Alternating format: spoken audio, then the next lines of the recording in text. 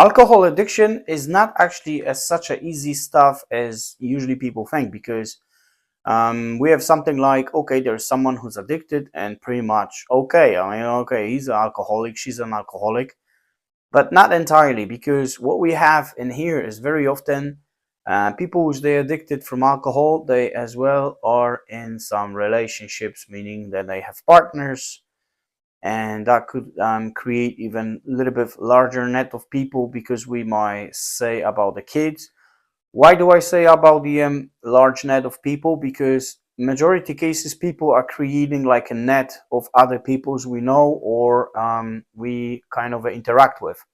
So let's say that you know like 5 people, then 5 people know another 5 people, and so on and so on. So that's why whatever the actions you do in it, it's not always going to be your single ones. There's always going to be something which will be relevant, or directly or indirectly affecting others. With alcohol addiction, unfortunately, there is the dark side of addiction. Yes, let's say the person who drinks, but then the biggest and largest toll is as well being taken towards the partners. A drinker itself is actually pretty much selfish creature, right? The only thing which the drinker goes after is to make sure I will drink, right? And it doesn't matter if it's a weekly basis, if it's the everyday basis. That's all do they do, right? In perspective, I need to make sure that I do drinking, and even if there is a situation that everything else have to be or will be not done, or whatever, if it happens, it's happened. If it doesn't happen, it doesn't happen. I just need to drink. Now, when you have a partner, all the responsibilities and everything else actually being dumped on the partner. So you can imagine in what kind of a stress that person lives. First of all, going into the relationship, you're thinking we can, we getting together with some people because, well, life is tough enough. So when I'm living with someone, well, if I got someone else in perspective that, let's say we having some good kind of emotions towards each other, we like each other, we love each other, whatever you want to call it, then the life will be a little bit easy, because it's like sharing responsibilities, all the burden, all that load of life. But then unfortunately, if one person goes towards drinking, then we know what that means. Any other stuff which is supposed to be done, it's actually being dumped on other person. And it's not that easy, because if it's a relationship when you have a husband, wife, and kids, that means it's very, very difficult to do something like, okay, I have enough this stuff and I'm just finishing that relationship. It's not that easy. It could be some religious reasons that you can get divorced, or it could be the situation like, hey, what am I supposed to do now? Where am I supposed to go, right? Well, onto the bridge. If I leave the home, I got nobody to to get me, or I got nobody to go to, I got no place to go to. That's another thing. I mean, not everyone will have the option. So because first and forward straight thinking will be that it's like, just leave him or leave her, but then the all the psychological effects which they will be jumped on your kids, for instance, because at the end of the day there'll be someone's moms and pops, and then trying to just explain something to kids how it works. The kids, when they are in early stage of their life, they might not understand it. For them it's kind of a drama starting and kicking, and so everything like that will take later toll and toll. And very often we have a later situation that the kids actually start drinking themselves because they can get along with a life. So this is kind of a snowball effect. I mean, one person starts doing something, and any other people which they really much involved in it, they kind of a suffering. And it's not a kind of a suffer, it's a real pain, suffer, psychological effects, anxieties, and all the stuff, all the pressure, stress, whatever you want to call it. That is pretty much what's going to happen when you open that kind of a box, with the worms and everything comes out. And I don't like that saying, but when the shit hits the fan, then there's more than one casualty around. That sounds pretty much scary, but on the beginning of the let's say them relationships, when one person meets another, um, these days it's very difficult because majority people when they hooked up, whatever they get into know each other, that's like places like pubs or some kind of a discotheques, nightclubs, where pretty much the drinking is involved, and it's pretty much natural common that you see people around you being in them places and they drinking. So right, you met someone. I mean, of course, probably or majority cases, then people are a little bit intoxicated because they having a great time, and so on and so on. So you kind of getting together with someone, and that person. Well, so far when you've been doing all these night outs and places, I mean, you know, it's a natural that the alcohol is being used, and you don't look very closely on how kind of a future person will be living with you, and probably it's the typical example of just growing up alcoholic or something. You don't know that because things like that happens later. And the trouble on that one is as well, when you're getting closer to some kind of a early stage of relationship, it gets to a kind of to the point that everyone is drinking, these places we doing it, it's fun, okay, the parties. And as a young person, for instance, there is not much being involved in responsibilities, so then things, whatever happens, they actually do not disturb too much your life because of your time, right? Less responsibilities, more time. And then you're getting closer, you're getting further within the relationship, and then you start seeing slowly like that actually that person likes alcohol. But hey, that's okay, it's Friday or it's a weekend, so you know, your partner keeps the job, so it's not making any major failures within the life. So as well, another thing is with the partners which they getting themselves into the relationships with future alcoholics is pretty much like they haven't, or they kind of getting that idea in the head that they will change them, right?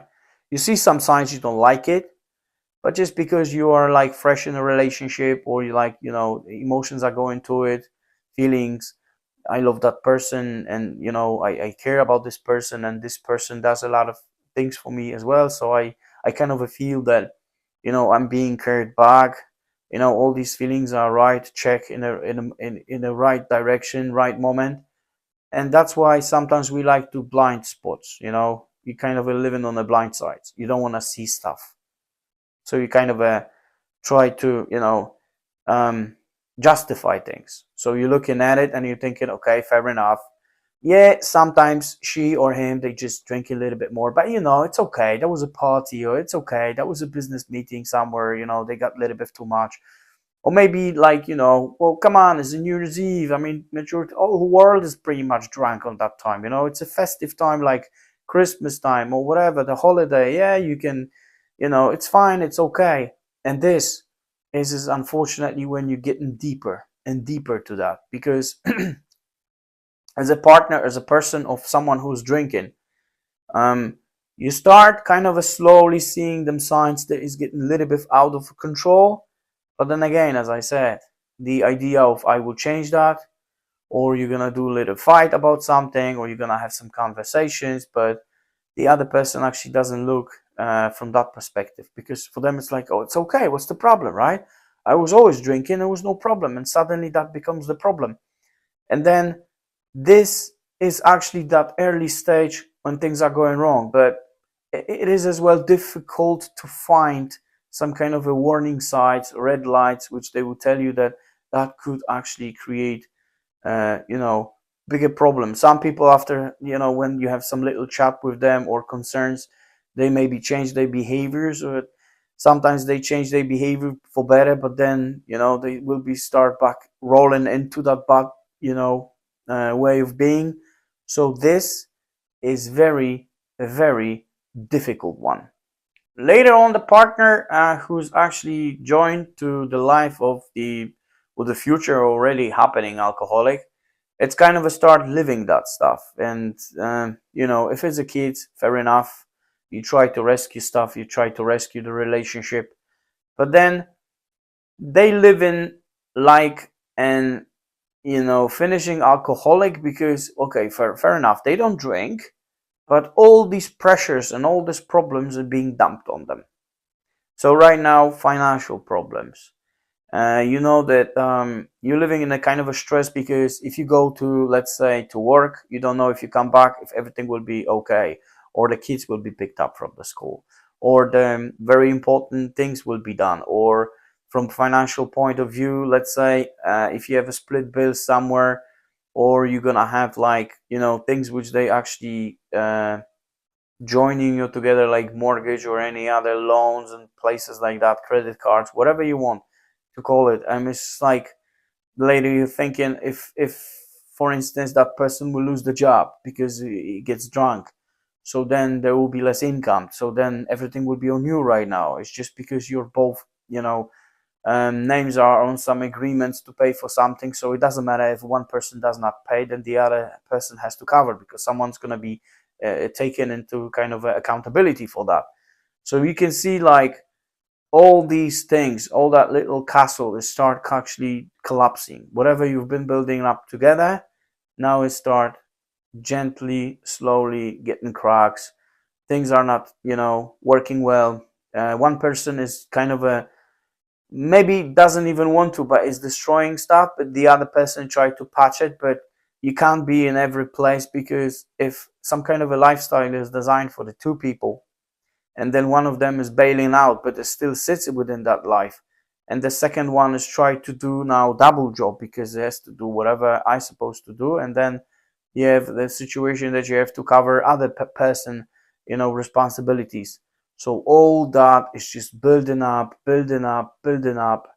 And could be even the later people which they actually not drinking, but they are in that kind of a relationship, they coming up to the point that they start having their own kind of anxieties and things and all everything.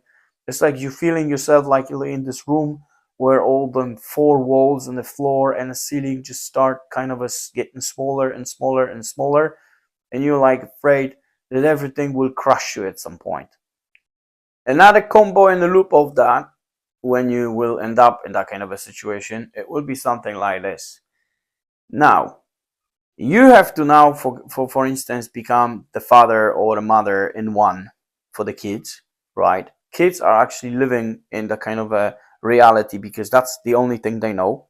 So they will be probably thinking, so this is how the family is supposed to look like. They might not have some kind of other examples to reach for it. Now, the partner living with alcoholic later enjoys so much in that alcoholic, drill and all these things, whatever happens around it, that one, it's a blind side, because it's still believing to the end that everything can finish, right? So maybe it's going to be some kind of a magical change. Countless, fights, talks about something, that times like, um, your partner will start getting better, but he's getting better because he tried to fool someone. He doesn't want to, let's say, or she doesn't want to go for any to see help, right? To see some specialist that they can might find what is the reason why it happens like that. In the majority of cases, alcohol actually, it's not the problem itself. It does happen that it is a problem itself, but um, the love for the bottle, maybe there is something which happened, and actually that love for the bottle is actually the reaction to something what's going on in their heads. Not everyone is ready for that, unfortunately. There is something in statistics that for every 10 people, actually one, it will be, the one who's gonna be successfully sober. Yeah, but these are statistics. You can't win with that. There's many people, they relapsing later, they coming back to whatever it was. The trouble with that one is as well, the partner of the person who's drinking is actually kind of helping with it, because you see the person who's suffering, so you want to ease the pain, right? So if is a partner having a hangover, you have a hangover with them, like you helping it, you easing to that pain. Or if it's kind of a like mess done after all night of drinking in a living room, let's say, and then you coming downstairs because you've been sleeping with kids, you coming downstairs and you quickly want to clean up everything, and you're thinking like, if everything was cleaned up, there's no problem, right? Because all the bottles, cans, or whatever is gone. The partner will kind of um, go through that hangover, you supporting in some perspective, so maybe you helping with some kind of a food, or maybe you preparing on site some medications to feel better, anything like that, and the same is with, let's say, when you go in somewhere and it's going to be some gatherings, family meetings, or places like that where alcohol is involved. Your partner is going crazy because he always does. But now when you're seeing that everything start looking ugly, you try to take your partner away from that place, driving back home, taking care of him, and there's no problem, right? Because you want to just, save yourself all that embarrassment. People will be seeing what's going on. Technically speaking, all the people you're meeting with and they've seen your partner already being drunk, they already know. They already know, and they already have some kind of their own opinion on this stuff, and they see that everyone knows which people around them are using more alcohol than they're supposed to. Well, we don't know what that means, supposed to. In perspective, you can't tell nobody how much they're supposed to drink, but we know when they get themselves to the stage that they actually so drunk it doesn't actually work. It doesn't have nothing good about it. There's no taste in it. There's behavior is totally out of the window. They can't properly stand. They're being drunk, so they're losing balance and all the thing. They might say some stuff which is not nice neither. So the partner of that person, it try to ease things up or smooth things up, so getting rid of or stopping from some situations to happen. But this is actually some kind of a okay green light for the person which drinks, unfortunately. But this is how the things are getting. I mean, as I said before, I mean, if you're in some kind of a relationship like a marriage, or you've got some responsibilities together, so it's not that easy to cut everything and go. Or the same as like very often has been said that your partner should find help. But the trouble with that one is, if the person who is actually drinking and is being hooked and attached to that so much, it doesn't want to change themselves and they don't want to do nothing about it, you can give them even the court order. That's why there's so many people going for the therapies of rehabs, and once they're gonna finish their rehab, they doing out automatically what they usually do. So going straight to the shop and buying whatever they, the favorite alcohol was to intoxicate themselves and keep going back to whatever it was. So this is a very tough one, but that's how does it look like. I mean, you have the people which they actually attach to it, being the part of it. They don't see that because all they want to do, they want to save. They want to save the relationship. They want to save the person they're caring for, because you have some, love memories from the past, and you know that internally that person is good. But unfortunately, all that addiction is just taking everything which is the best from that person and leaves only all that wrong stuff, which keeps destroying you, your family, and everything around whatever has been touched. How to get that? How to fix this? Well, every situation is different, right? Every family case or every case of any person who drinks is totally different, because we don't know actually what sits on the bottom, unless you know something. But still, if that person doesn't want to change something, there's not much you can do until they're ready. The only thing is, you will have to start probably being like the person drinks, because when they get onto the addiction mode, they selfish. They think only about themselves to survive. Anyone who's gonna try to approach them about stopping drinking, not touching alcohol, will be the enemy, because you try to take something which is precious for me. It's a vicious circle. But you kind of as a partner of that person can fight back. You will have to start taking care of yourself and becoming selfish. So I'm not saying that you have to threat anyone that you're gonna leave or stuff, but things like that happens too. But because some therapists are saying that you shouldn't actually just using a threats against them, because that doesn't help. That doesn't do. The trouble is with the person who's just addicted, they will never believe that's gonna happen. right? Because they kind of have emotions and feelings towards you as well. It's just because when they drinking, they kind of a blind spot it. They don't see what they're doing. I mean, if they will be recorded and shown on the next day, or a few days later, what they said and how they behave and what they did, they will be so sorry as ever. But that doesn't fix nothing. So I would say being selfish and showing that person that you actually not kidding, not joking, they will get kind of a scare in that perspective, and they will have to do something about it. If they're not doing nothing about it, that means that you're actually trying to flower the, you just try to water, you try to water the flower, which was already dry, because then it will have to be something to choose, me, kids, or, for instance, your addiction. Either way, because it doesn't serve nobody from that perspective.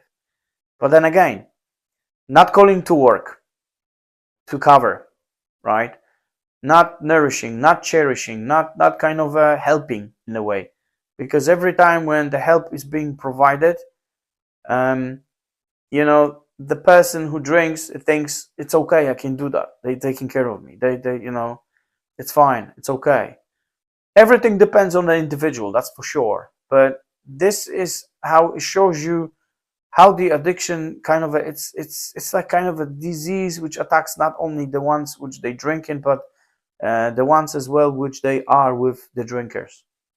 So it's like cancer. It's just jumped on you, and it's like kind of a flu. You're staying in the same room with someone who's fluish for a long enough time. There's a high possibility that you will get the germs as well.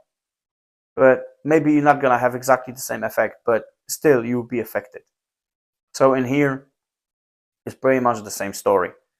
There is no a kind of a perfect solution for that, and everyone has to try any possibilities which they have within their armor. But the thing is, sometimes you have to just basically put everything into that kind of a position that it will be this or that, and you have to choose. For sure, staying with them people and trying to help them, in perspective, doing something, taking care for them while they going through that alcoholic mode, it's not the help, right? So you have to take as well in perspective that, okay, fair enough. I mean, there's some places when you can go. You can search something online and see when there is the providing some help for the people which they are actually affected by someone's alcoholism, and trying to find any possibility solutions in your region. For instance, you can do that. And once you're gonna start doing some search and you see some people and talk to some people, and then you might be kind of a lead on the right direction. The same as with any kind of a financial stuff. It's another thing as well. I don't want to sound like some kind of financial advisor, but the thing is, you can always rearrange some contracts, or change something, so that will get you in a position when you have less kind of a strings which you've been attached to something, because people sometimes like to use things like that in advantage to make sure that you will stay with them just because you hooked on this or on that. But that could be changed, even if that means you will have to go somewhere to some bank or something and try to straighten things up. The end of the day, any other places financially, you can call someone, specifically if you get somewhere alone or something like that, to rearrange. So there's always a question: should I keep going into that misery, which might end up even worse, or should I take some specific moves and do something to try to save whatever got left it from my side? Because as I said, you have to become a little bit selfish, and that little bit selfish is just selfishness to save yourself, because the end of the day you will end up with all them things. If anything goes wrong later, even with your partner, if he's gonna get like in a very bad healthy stage, so he's not gonna be continue able to do work or something like that, anything like that, you can protect yourself. But you have to act, and you have to act fast enough if you see there is a problem. So I would say for the first starters, you have to do something like see if you can talk to that person, see if there's any changes going, and then another step and another step and another step. I know it's not easy, but sometimes maybe the only way will be to just finish the relationship. That's another one. It's a very tough one, very painful one. Depends what is involved in it. But if you're sitting on a sinking ship, well, we all know the story of Titanic, right? Because it might be the situation that you actually hit something which punched you know, the ship very badly, and well, this wreckage is not going to be able to float for a long time. So there is some safety boat which you can use, and I'll definitely do that if I'll be in that spot. I hope that video was beneficial for you. In perspective of alcohol, I would say, like, you know, this is damage which alcohol does to us, to our lives. It's not just only bodies, it's like people around us and any other stuff. It's very crucial. And as I said on the beginning, I mean, there's some people which we're thinking about alcohol, like addiction or whatever that is. You kind of are going into the situation just only the drama of that person which is actually drinking, but there's way more involved in that. If you're interested with more, you know what to do. I wishing you sober and safe afternoon, and I shall see you later.